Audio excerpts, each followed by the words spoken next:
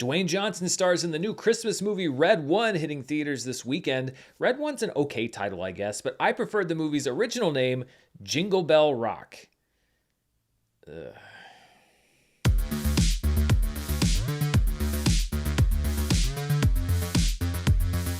This video is brought to you by Miracle Made. Go to trymiracle.com/Dan and use the code Dan for a special offer, and stay tuned after the video for more info.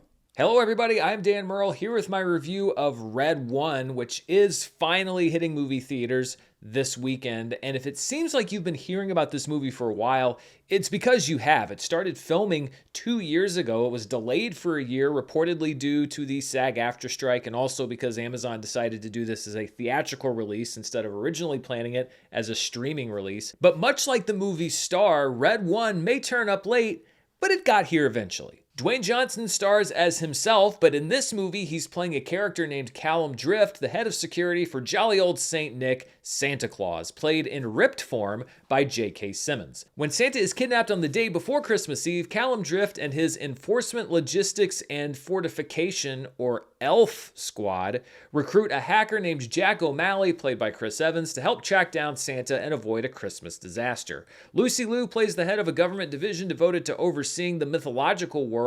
Kiernan Shipka plays Grilla, the Christmas witch. Christopher Hivju plays Krampus, and Bonnie Hunt plays Mrs. Claus. The film is directed by Jake Kasdan, who previously brought us 2 Jumanji films starring The Rock, and the movie's written by Chris Morgan, who's brought us many Fast and Furious movies, several of which starred The Rock. The best and worst thing I can say about Red One is that it is exactly what you expect it to be. It offers no surprises, pleasant or unpleasant, and it's simply the latest iteration of the odd mismatched couple forced to work together genre. This time, it's the North Pole Santa-loving security guard who's forced to team up with the Santa-denying guy on the naughty list. The Rock acts like The Rock, and Chris Evans puts on the same smart-ass, Boston-bred persona he has often had in his non-Captain America roles. Butts are kicked, hearts are warmed, lessons are learned, and credits are rolled. There was one part of the movie that actually made me kind of sit forward in my seat a little bit,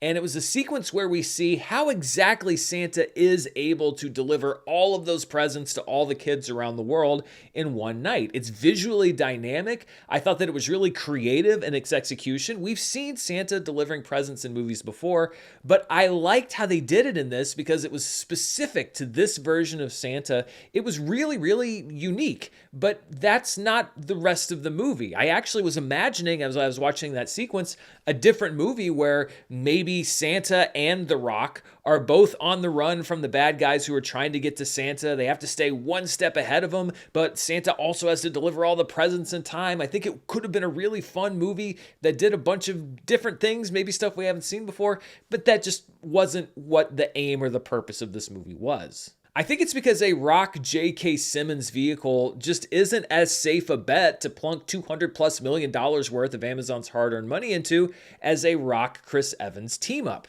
After all, $200 million, it probably takes Amazon like 2 or 3 hours to make that much money.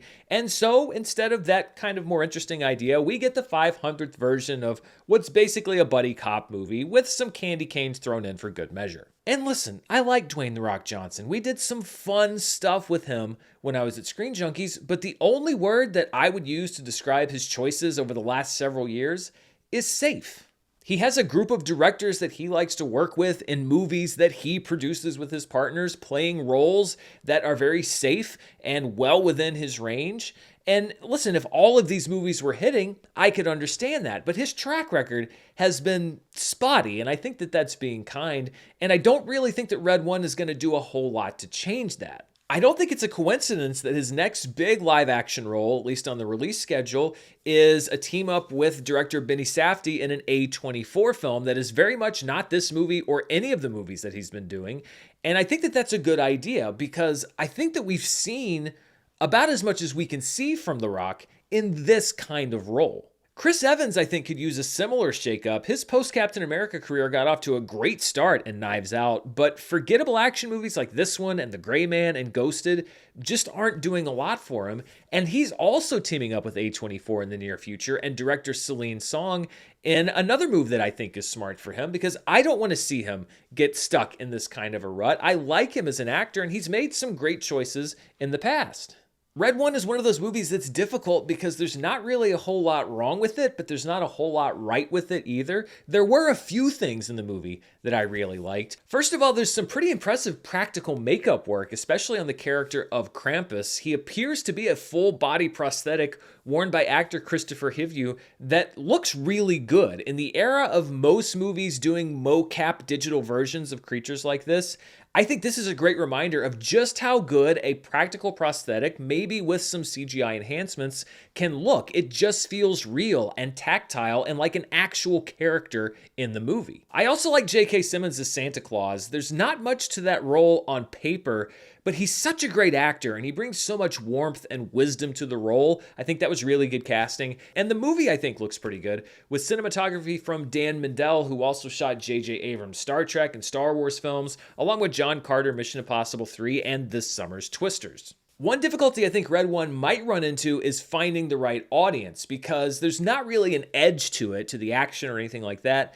that might attract the adult audience or even older teenagers, but there's enough language sprinkled into the film that it might be tough to bring in younger audiences as well. Since I've moved here, I live really close to my best friend and his two kids, who are basically at this point like my surrogate nephews. And so I'm starting to look at movies a little bit more through that lens, because we just took his oldest to go see The Wild Robot and he seemed really interested. So now I'm like, okay, well, what movie could we take him to see next? And I was thinking about maybe Red One. You know, it's not a great movie, but it's fun, at least. It's got some action. There's enough language sprinkled throughout the film that I'm not really sure if I would recommend that he take his 6-year-old to see it. I mean, we're not talking F-bombs or anything like that. Some kids, language isn't a big deal. Other kids, though, they like to mimic what they see on the screen. And there's just enough, and it's featured just enough, that if that happens, it could land your kids on the naughty list. So that is one disclaimer that I would make.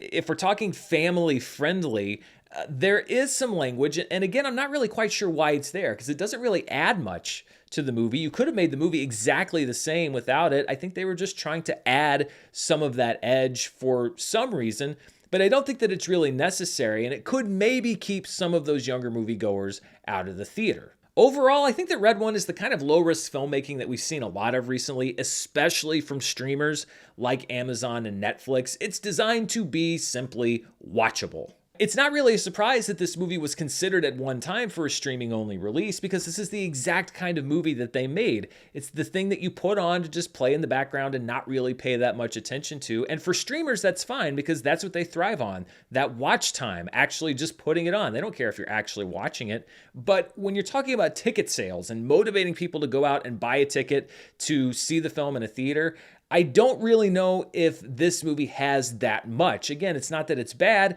it's just that you've seen most of this before. Still though, when I'm looking at it on my personal scale, it's aggressively okay enough for me to give it an it's fine rating. If you're just looking for a movie to see this weekend or in the holiday season, then I guess you could probably do worse. But this really does fall into the same category as a lot of the Christmas movies that are made. There's a lot of fun and warmth and joy in the holiday season that kind of infuses these films, and they congeal into this level of okayness.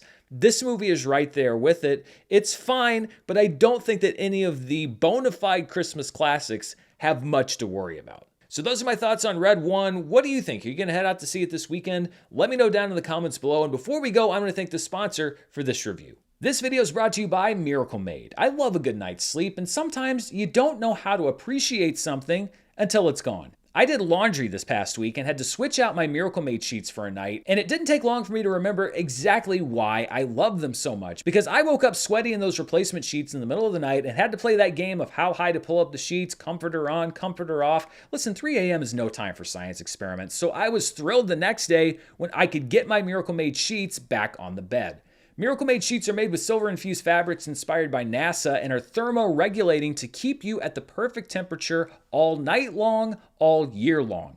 And I don't have to worry about switching them out all the time because they're also made with fabrics that prevent up to 99.7% of bacterial growth, leaving them cleaner and fresh 3 times longer than other sheets. Plus, they're incredibly soft and comfortable. So soft and comfortable that I actually put my money where my mouth is today and ordered a second set so that I don't have to worry ever again about sleeping one more night in any other sheets. Go to trymiracle.com/Dan to try Miracle Made sheets today, and whether you're buying them for yourself or as a gift for a loved one, if you order today, you can save over 40%.